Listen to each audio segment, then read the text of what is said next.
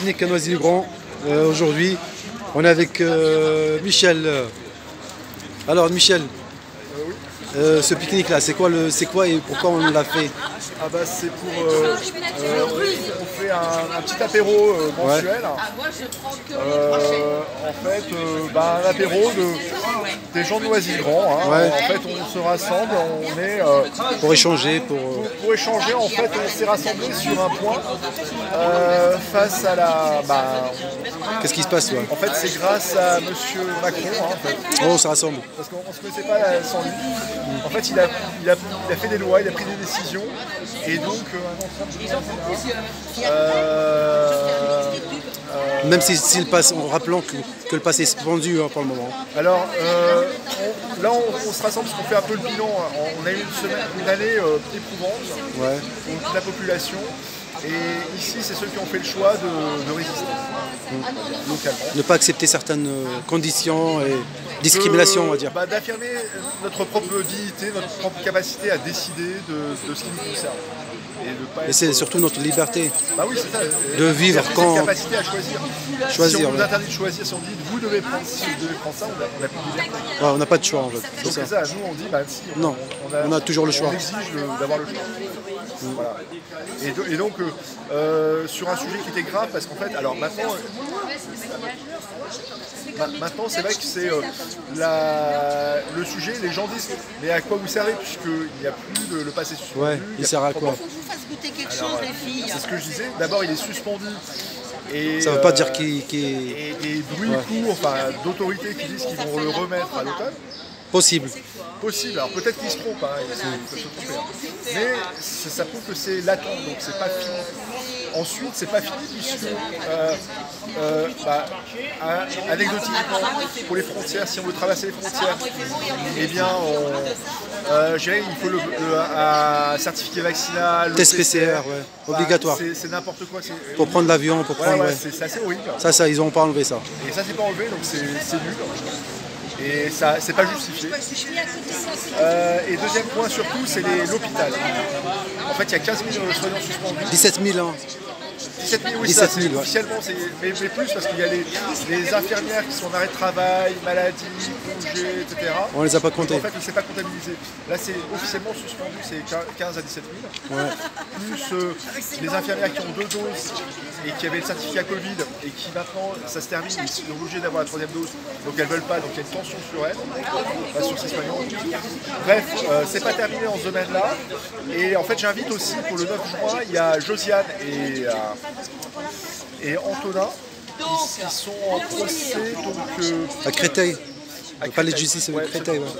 Donc je vais remettre le 9 juin. Le 9 juin. C'est quoi? C'est un jeudi? Au Prud'homme, c'est un jeudi. À 9h. Jeudi à 9h le 9 juin. Donc nous on va soutenir Josiane qui est de Villers-sur-Marne.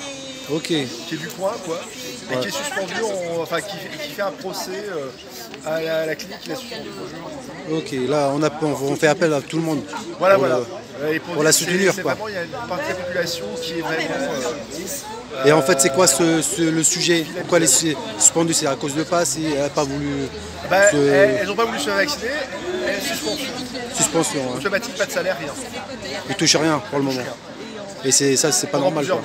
Pour des gens qui ont travaillé pendant des années dans le corps médical. Elles ont fait le choix de ne pas prendre un produit expérimental, de ne pas être des cobayes. Et donc,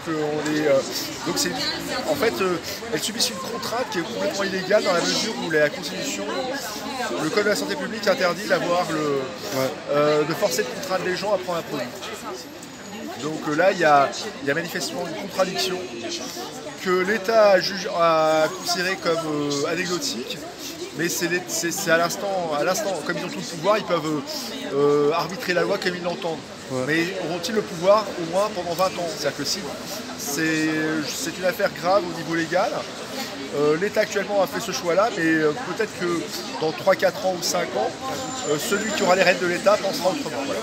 Okay. Et sur les affaires médicales, ça dure 20 ans. 20 ans carrément. 20 ans, c'est-à-dire qu'on peut toujours faire un recours. un recours sur 20 ans, enfin, sur l'ancienne procédure sur 20 ans. Okay. À partir du moment où on a injecté un produit, on a fait... Les personnes qui sont suspendues ne peuvent pas rester 20 ans sans salaire quand même. Oui, absolument. Ouais, ils ont leur loyer, ils ont leur vie, quoi, entre guillemets. C'est très grave pour elles. Nous, on est des d'humbles habitants de Noisy-le-Grand, on n'a pas les moyens de financer leur misère, on va dire. Ouais. C'est un problème. Donc, moi, je sais qu'il y a une grosse partie des infirmières qui commencent à se reconvertir sur d'autres métiers, qui abandonnent définitivement la médecine. Donc, sachant qu'on a besoin. Sachant qu'à l'hôpital, il y a une crise là-dessus. On voit la gestion de l'État sur ces sujets-là qui est lamentable. On se pose des questions, pourquoi l'hôpital public se dégrade Est-ce que c'est la compétence ou c'est une volonté cachée derrière pour passer au privé, ne plus financer l'hôpital et passer au privé? Ouais, c'est possible. Ça peut être une option. Ouais. Pour moi, c'est l'hypothèse sérieuse. En fait, on n'est pas là pour répondre à toutes les hypothèses, puisqu'on n'est pas qualifié comme ça, mais c'est un scandale. C'est simplement scandaleux. Et donc, par rapport à ça, on invite à ne pas baisser la garde. Ouais. Et donc on se rassemble, voilà, on fait un petit pique-nique, quoi. Voilà.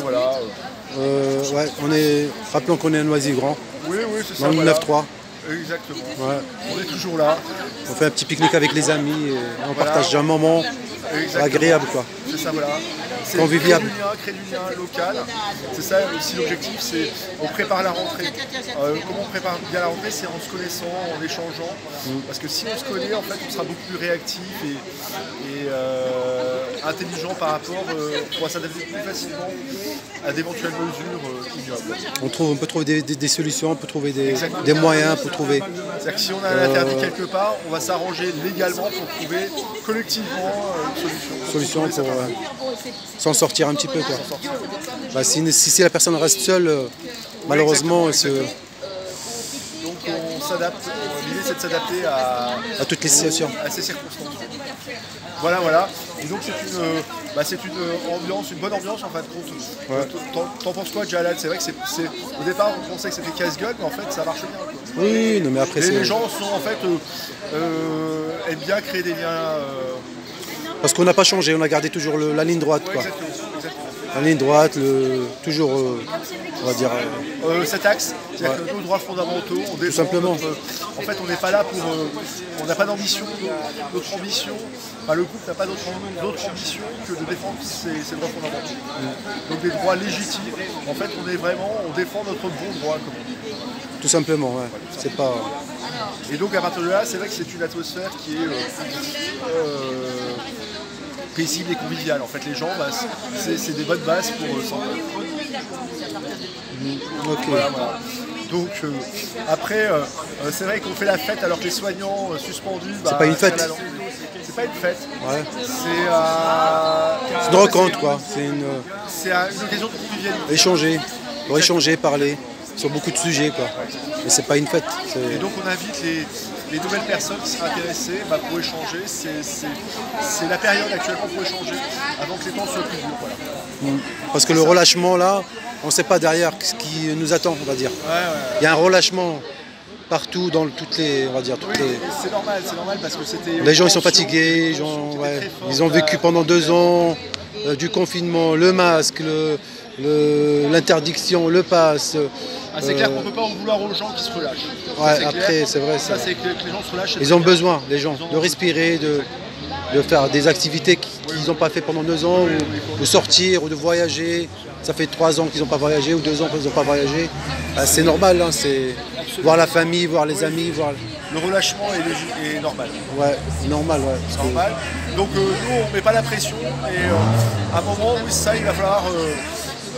sentir qu'elle va se regrouper, quoi, pour éviter de subir de nouvelles pressions. Ouais. Voilà.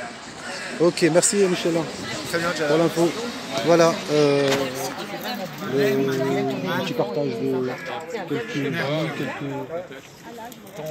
des beignets. Attention. Avec Georges qui les a fait. il y a Georgina. Georgina, elle est là. Ça va, Georgina? Oui, très Alors, bien. comment ça se passe? Très bien, on mange des beignets. De Georges qui les a fait. Hein. Oui. Pour avoir de l'huile, on est obligé de faire venir de l'étranger, hein, parce que l'huile. Ouais. Avec tout qu'est-ce qui se passe? Tout ce qui se passe, il n'y a plus d'huile. Il n'y a plus d'huile. Tournesol, Mais bon. c'est la faute de tournesol. Bah voilà, mais ça va quand même parce qu'on a même mis trop, hein, donc j'ai mis trop. Allez, bon appétit, hein, merci. Hein.